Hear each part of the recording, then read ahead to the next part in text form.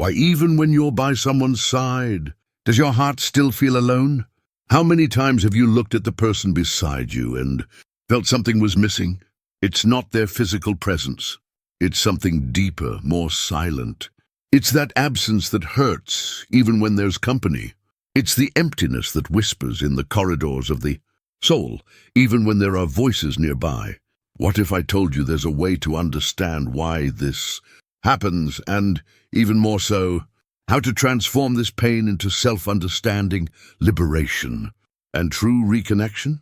Imagine now sitting at a table with someone you love, but don't feel loved. Imagine exchanging words and still not being understood, touching and not feeling connected. This video is for you who have tried everything, but still feel emotionally alone, even within a relationship. For you who silently wonder, could it be me who's the problem?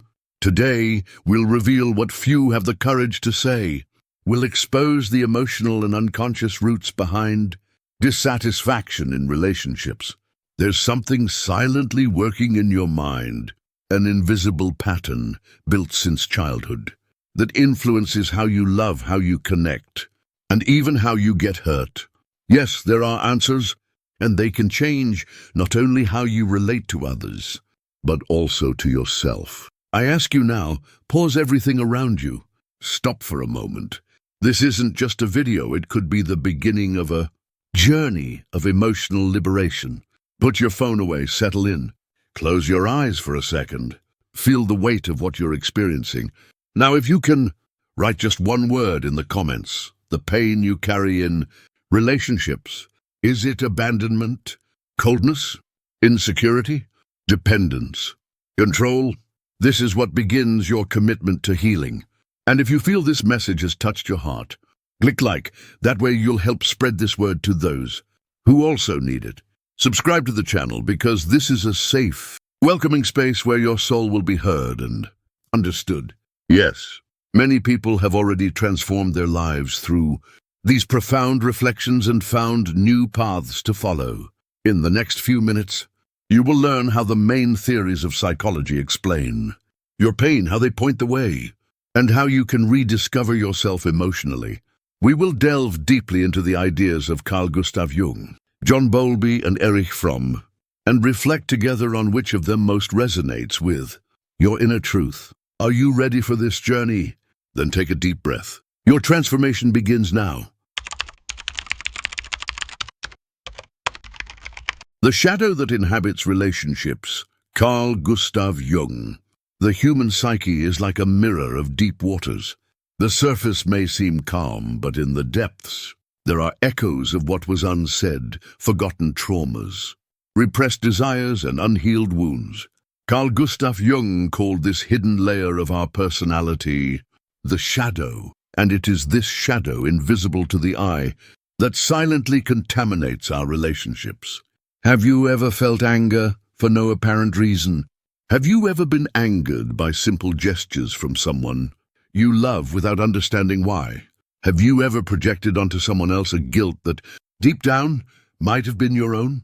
Jung teaches us that what we don't recognize in ourselves, our insecurities, fears, needs, and weaknesses are projected onto the people we interact with. The other becomes the mirror of our own soul. This constant dissatisfaction can be a reflection of your unintegrated shadow. How many times have you demanded perfection from someone that you yourself can't achieve? How many times have you demanded attention, affection, or presence, but can't offer yourself the same care? Jung said that what we deny in ourselves reappears in our lives as destiny. In other words, we will continue to experience frustrating relationships until we have the courage to look within, to face our oldest pains. Imagine that you grew up hearing that you needed to be strong, that crying was weakness, that depending emotionally on someone was wrong. This emotional shell, created for survival, becomes a shield against genuine love. You defend yourself, even when there is no threat. You sabotage yourself, even when everything seems to be going well. And worst of all, you begin to attract people who are also living from their own shadows. But there is a path. And that path begins with individuation, the process young, proposed as the journey to becoming who we truly are. When you look within, acknowledge your shadows, embrace your pain, and discover that no one can fill the void you haven't given yourself the right to feel, everything changes. Relating in a mature and satisfying way requires this journey of integration. Those who walk the path of self-awareness discover that the other is not here to complete you, but to reveal you. Every relationship, good or bad, is an invitation to evolution. Have you ever stopped to think about what your current relationship is trying to teach you? What part of you is being ignored, rejected, forgotten? Don't run away from it. Don't just seek to change the other person. Jung believed that the encounter with another person is, first and foremost, an encounter with yourself. And perhaps the pain you feel now is the password to the deepest healing of your soul. Close your eyes now for a moment. Breathe. Feel your pain, but not with guilt, with awareness. You are about to take a step that many fear, seeing yourself fully. Repeat after me quietly 3 times. I embrace my shadow to live love truly. I embrace my shadow to live love truly. I embrace my shadow to live love truly. The bond that hurts and heals, John Bowlby. From the moment we are born, our survival depends on another. Before we learn to talk or walk, we learn to seek. We seek a look, a touch, a presence. This relentless search shapes what Bowlby called attachment, a deep emotional bond with caregivers. And this bond, formed in childhood, becomes the invisible template with which we build our relationships in adulthood. If you constantly fear abandonment, if you cling too quickly, even when you know you'll get hurt, if you feel like you're never enough to keep someone by your side, perhaps you're stuck in an insecure attachment pattern. Bowlby found that people who grew up in homes where love was unstable, conditional, or absent often develop 2 damaging types of attachment, anxious and avoidant. In the first, you live on high alert, constantly afraid of being left, seeking proof of love at every turn. In the second, you protect yourself so much from pain that you avoid love. You shy away from intimacy. You don't allow true closeness. These patterns aren't flaws. They are emotional scars, strategies your mind created to protect you from pain. But what protects also isolates. And so, dissatisfaction grows. You love and fear, surrender and withdraw, expect too much or not at all. And every attempt at a relationship becomes an emotional battlefield. But Bowlby also shows us that attachment can be healed. He called it the reconstruction of secure attachment. Healing begins when you recognize that you are no longer the child who was once left alone in the dark. You have grown, and today you can offer yourself the presence that was missing. You can learn to love with freedom, not with imprisonment. You can build relationships where the other is not a crutch, but a mirror of your own completeness. Imagine now a child in an empty room. She cries, but no one comes. This child lives inside you. But today, you can open that door. You can enter, embrace her, and say, I am here. It's not the other who needs to prove to you that she's worth it. It's you who needs to remember that you've always been worth it. Mature relationships are formed by people who have made peace with their past, who have understood that the other person isn't there to heal what their parents didn't know how to love, who know that love also means taking risks, trusting, giving in, but with your feet firmly on your own ground. If you feel like you're always repeating the same patterns, that pain recurs with different faces, it's time for a change. And this change doesn't start with the next relationship. It starts here now within you. Repeat after me with faith and conviction. I am worthy of safe and true love. I'm worthy of safe and true love. I'm worthy of safe and true love.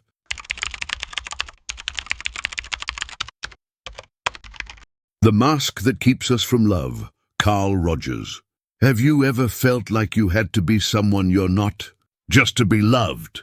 Maybe you smiled when you wanted to cry, or kept quiet when everything inside you screamed for attention. Maybe you said yes out of fear of losing someone. and little by little you lost yourself. This is the wound Carl Rogers called incongruence, the chasm between who you are and who you feel you need to be to deserve love. Rogers believed that we are all born with a pure essence, a tendency to actualize, a natural force that guides us toward growth, authenticity, and a full life. But we soon learn that we will only be loved if we are good, if we please, if we don't bother. So we create masks. And these masks, which we call social roles, are comfortable at first, but then they suffocate. Relationships based on masks don't nourish the soul. They feed insecurity. Do you feel like you need to hide your pain, your deepest desires, your weaknesses? That's not love. That's fear. Fear of not being enough. Fear of being rejected for who you truly are. Rogers invites us to a path of reconciliation, radical authenticity. He said that the most functional person is the one who fully lives their own truth, who is unafraid to be seen, to be vulnerable, to be imperfect. This person can truly love because they don't love out of fear. They love with presence. And here's the beautiful thing. You don't have to be perfect to be worthy of love. You need to be whole. And being whole is embracing your shadows and your lights. It's saying, this is me. I'm not ready, but I'm available. Rogers called this positive, unconditional acceptance. The ability to look at yourself with kindness, even when life breaks you to pieces.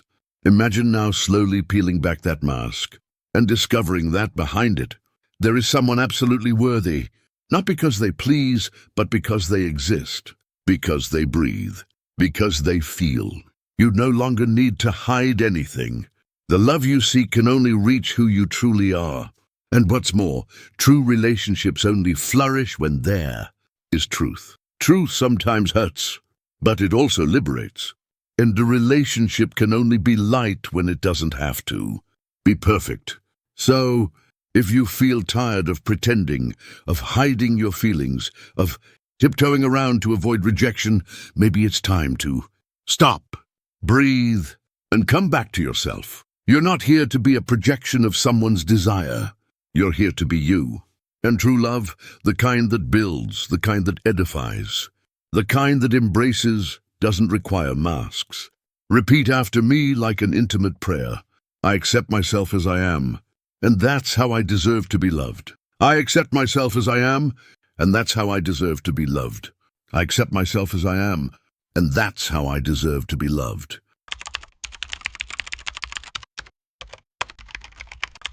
Love by repetition and the unconscious. Sigmund Freud. Have you ever wondered why you always end up getting involved with people who are the same, even when you promised yourself you'd do things differently? Do you feel like you're living a cycle? Who changes partners, but the same feelings of abandonment, devaluation, jealousy, or coldness keep recurring? Freud called this repetition compulsion, a deep, subtle, and devastating phenomenon in which the unconscious repeats old patterns in an attempt to resolve an original trauma, as if, unconsciously, you wanted to rewrite a story that began long before the current relationship, perhaps in childhood.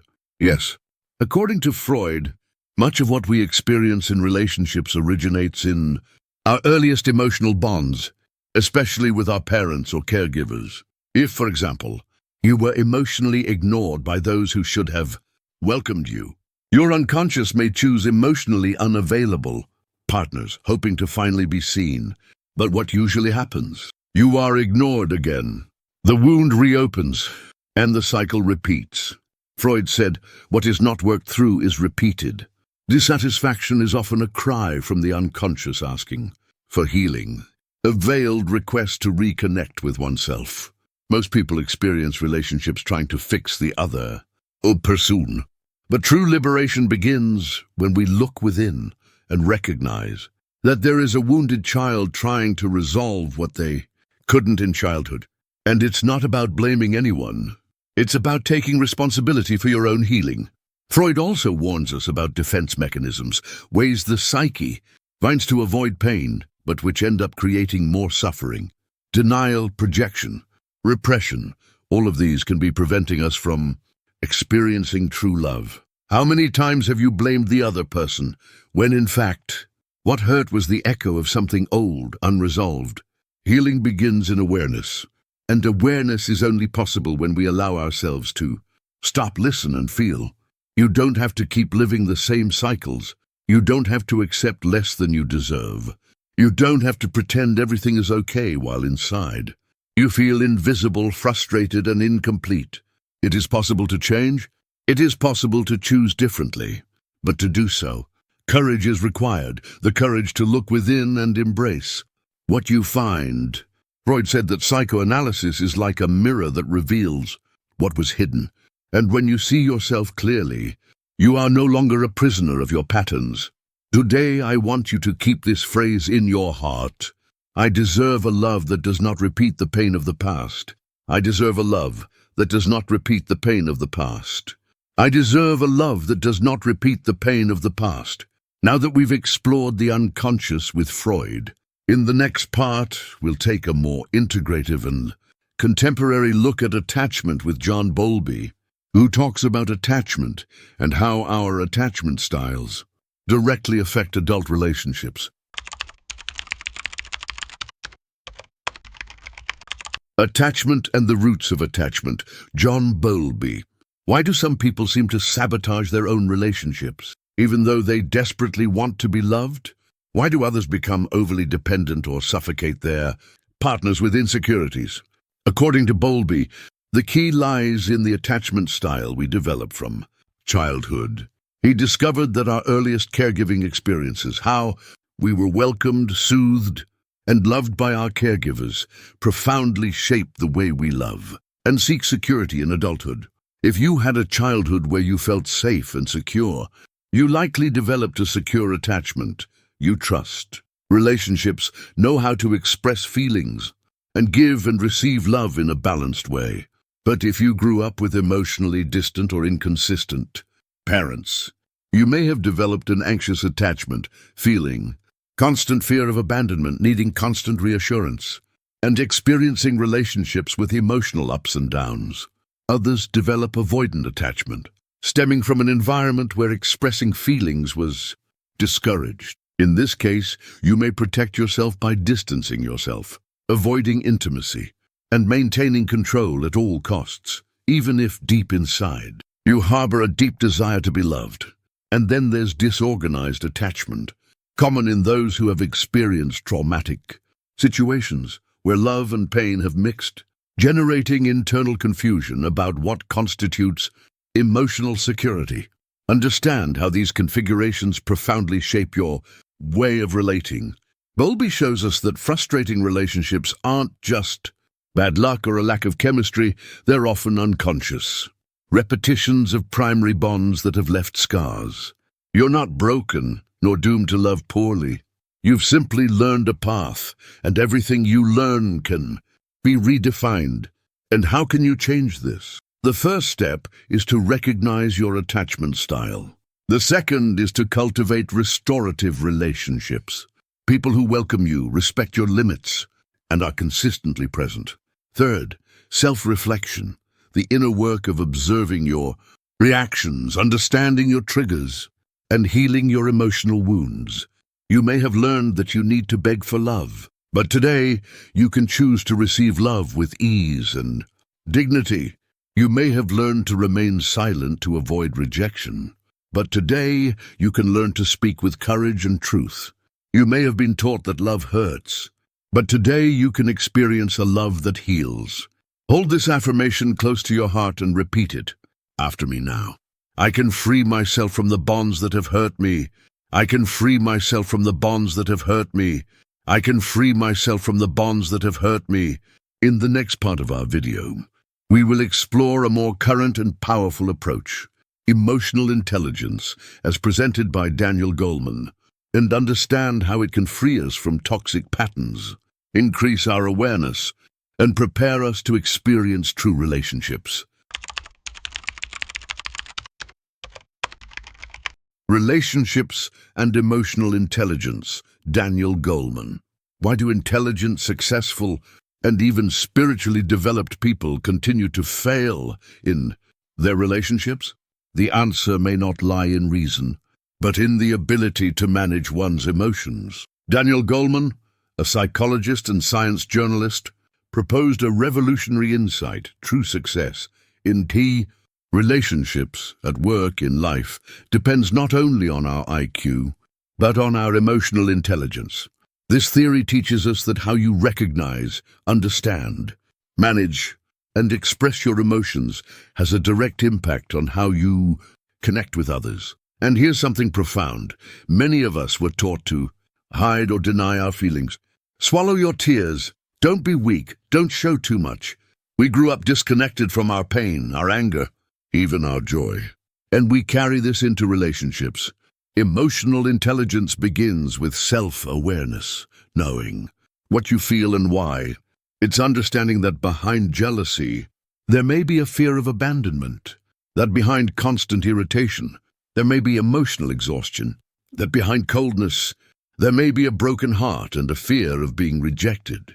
Again, next comes self-regulation, the ability to not let impulses overwhelm you. It's learning to breathe before responding, to observe before judging, to feel before retaliating. Goleman also talks about empathy, the ability to put yourself in another person's shoes. This is perhaps the strongest bridge to healing in relationships, because when you truly listen with your heart, the other person feels seen, welcomed, and belonging. And relationships where there is belonging flourish. And finally, social skills, knowing how to communicate authentically, resolve conflicts with kindness, and build lasting bonds. Goleman offers us hope. You can rewrite your patterns. You can learn to love better. And it all starts with how you love, listen, and respect yourself. If your relationships have been a source of pain, perhaps it's time to shift your focus, not to the other, the person, but to what you carry inside. Emotions you haven't healed, words you haven't said, feelings you haven't understood. Healing begins the moment you allow yourself to feel. And if you've made it this far in this video, you're already on your way. Now take a deep breath with me and repeat. I choose to listen to myself with love. I choose to listen to myself with love. I choose to listen to myself with love. In the next section, we'll delve even deeper.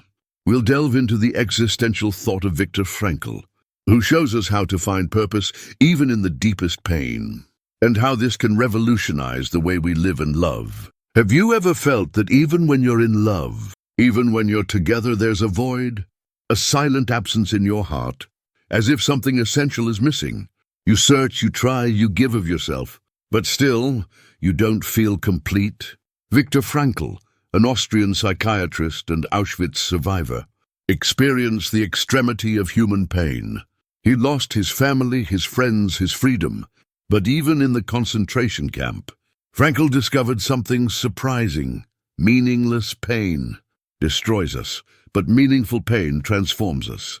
Logotherapy, his therapeutic approach, revolves around a powerful idea. Human beings are driven by a deep desire to find meaning in life. And this meaning can and should be found even, or especially, in suffering. Frankl asserted that love is the highest expression of this meaning. But here's the crucial point. Loving isn't just receiving love. It's also discovering why you love. It's understanding what that relationship is trying to teach you.